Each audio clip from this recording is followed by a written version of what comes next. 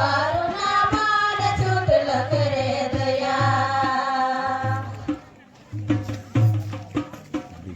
हमर याचना भंडारी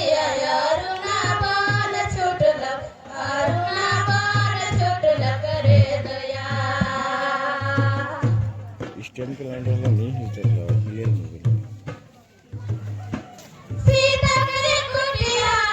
लक्ष्मण अरुणाबाण छुटलं करे दया सीता करे कुटिया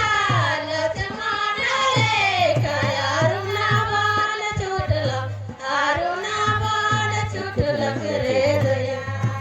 उधर के निकल रहा है गिरी लग रहा हमर याचना भंडारी अरुणाबाण छुटलं करे दया हमर याचना भंडारी अरुणाबाण छुटलं करे दया अंधा के साथ करना है वो दुगरा कुटिया लक्ष्मण